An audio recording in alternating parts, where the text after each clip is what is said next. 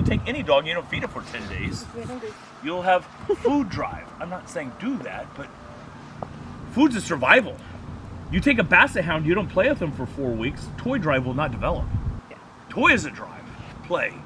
If a male doesn't have the wherewithal to mount a female, he does not have a high enough reproduction drive. That will not happen through deprivation.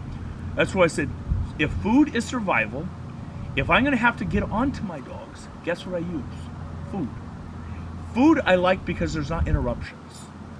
On a young dog, ball, there's bring it, set the grip, oust. There's a lot of interruptions with the ball.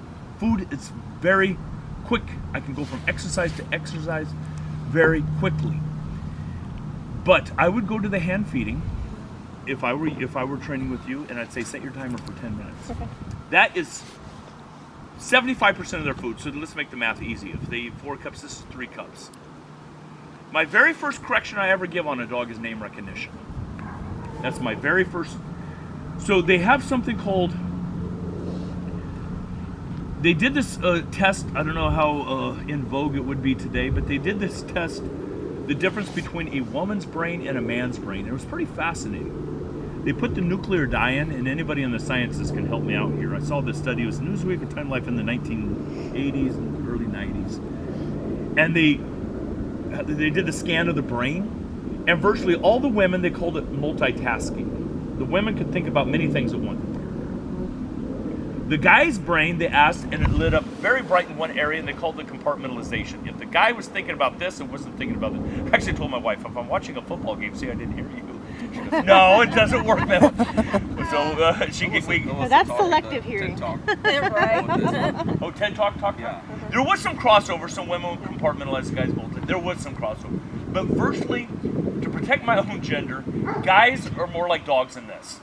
If my dog is thinking about killing the cat, a smell, I can say sit until the cows come home. You can't hear me. You don't multitask well, dog. But something that goes across both genders in the human realm is our name. You could be crossing a crosswalk and you hear Joel, and you're like, hang on, I heard even if I'm in the middle of a conversation. I've been at SFO with all those names in an airport going over, San Francisco, all the names going over, and I heard Joel Monroe report to gate G3 in the middle of a sentence to my wife, and I'm like, hang on, I gotta go to G3. That just happened to me in Seattle. But that's all Same of us, thing. we recognize our name. I let my dog get, this is my very first correction, all my dogs. I let them get a good sniff, and I say their name in a high-pitched voice. Slayer, pop, yes. That's, when I call your name, the head's gotta be whipping around. That's 25% of their food. When I call your name, I give, I don't know if you guys remember Pavlovian theory. When was the ultimate amount of saliva? The bell rang simultaneously with the food dropping, no salivation. The food dropped, then the bell rang, no salivation. When was the most salivation? Bell rang, 1.6 seconds later the food dropped. That was the most salivation. So you cannot do this or you'll have visual marker. Yes, it's gotta be, yes. There's gotta be the synapses connect. So 1.6 is the best. I want my dog to beat my leash correction. Slayer. So I don't do this, it's not this. Slayer. Slayer, it's Slayer, pop. So I want him to start beating the name. What is my very first throw on a dumbbell? So my dog now knows all the dumbbells, it knows all the holds, it knows all the take it. My very first throw now. I throw it, right when my dog's nose touches the dumbbell, what do I say? Slayer. I call their name for the tight pickup. That name is going to be very important later on for my blind search. Right when that head whips around, Slayer, that name means whip it, look at me. When I start using compulsion on Foos, I have my negative commands and my positive commands. I'm guilty of this because I go back into my old style training. I should not do this. Foos, my dog looks away. Foos is a good word. I should not correct on a positive word. So when I was training with Rolf, we asked Roland this story, because Roland, Fritz Bueller had 2 main students. Fritz. Roland and Rolf. My mentor was a guy named Dean that also goes through Fritz. So you'll hear me talk about Fritz. Roland will tell you Fritz stories because he and Fritz have been friends in Germany 50 years. I don't know. And anyway, I'm training with a guy that Roland knows, Rolf. He used to come to my club and train a lot with me. So we're out tracking one time. My dog gets off the track. And I went, Sook, bam. And he goes, Joe. And he starts yelling at me in German. I'm like, what? He goes, is Sook a good word or a bad word? I said, it's a good word. He goes, you just corrected on a good word. If your dog's off the track, you should say what? No. Pop. Back on. So how I say my dog's name is very important on a correction. So what are my negative words? Quiet. Quiet's a negative word, which means I'm correcting on every single time on a negative word. I'm not correcting on a positive word. So my dog was on a long down, and it took a hip.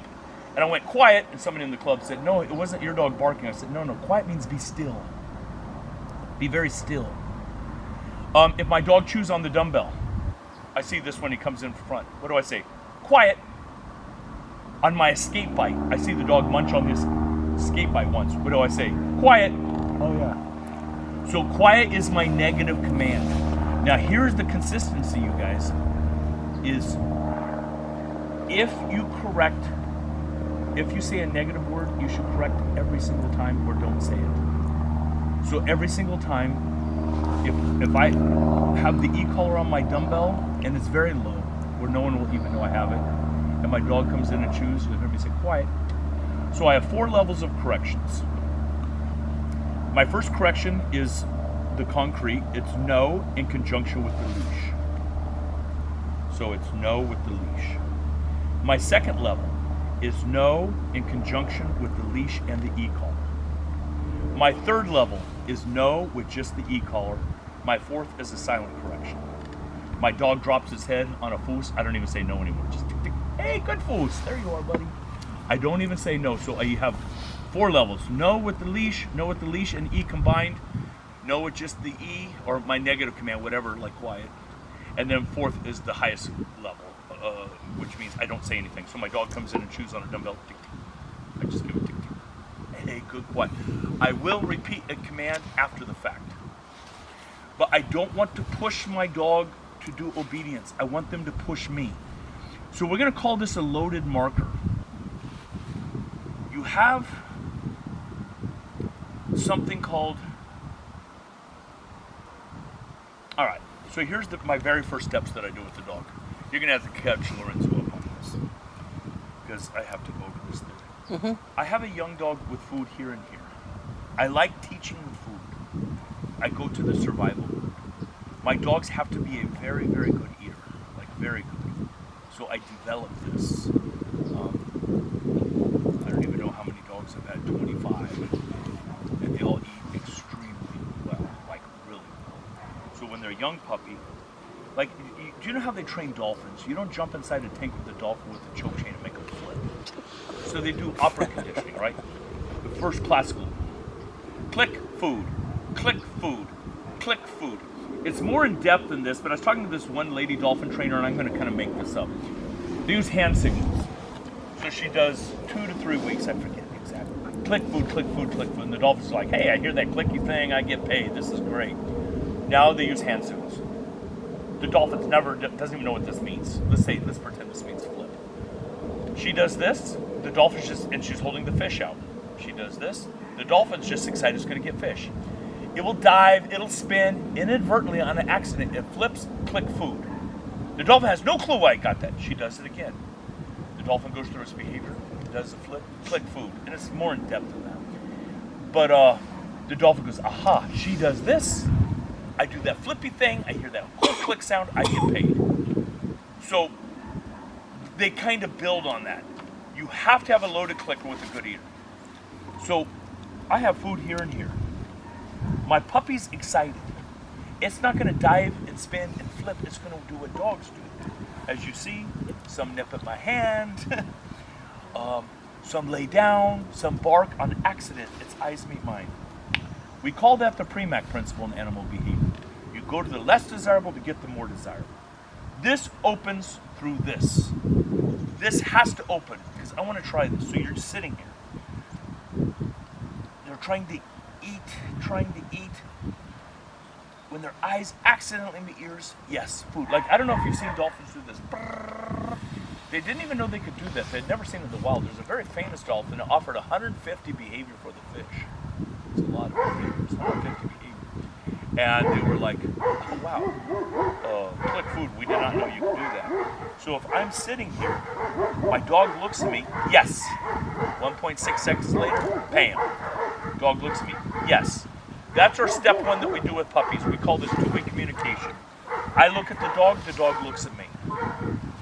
This takes about 3 days. Step two, we do one-way communication. We use sliding glass door, a mirror. You're sitting, and now you're looking wherever you want. The dog looks at you, yes. Step three, two-way communication. Dog looks at me, I look at the dog, and now my hands move. Yes. First they're kind of like Stevie Wonder, going back and forth, but you're just like this. Yes. Yes.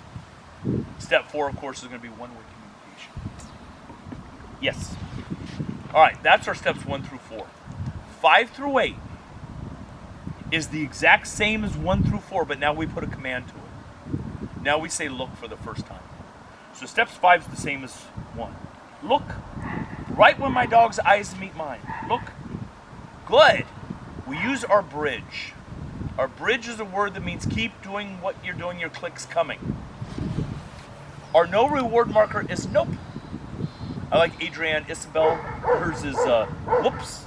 I like that. It's hard to even say whoops angry. Whoops. So it's not a correction word. It means you're, how about this? You have a child that's 4 and you say, what's 3 times 3? I know teacher's 6. You don't lambaste little Johnny. You say, nope. Count the rows. 3 rows of 3. 9. Yay, cupcake. Everybody's happy. But if I say, Johnny, what's 3 times 3? And he flips me off, I'm going to break your little freaking finger. That's a whole different beast than 6. So if my dog wants to go attack your dog, whoops, no cookie until you're done attacking. No, I'm saying booey and I'm putting my foot in my dog's rear end.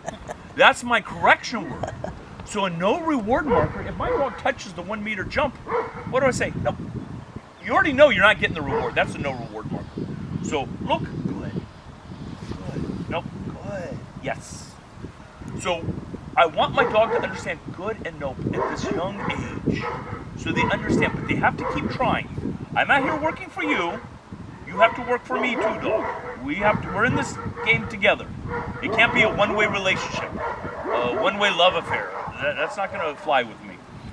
So I was doing a seminar at Charlie's place in Vegas. And I watched this lady. She was playing the slot machines. She puts $5 in the slot machine. She pushed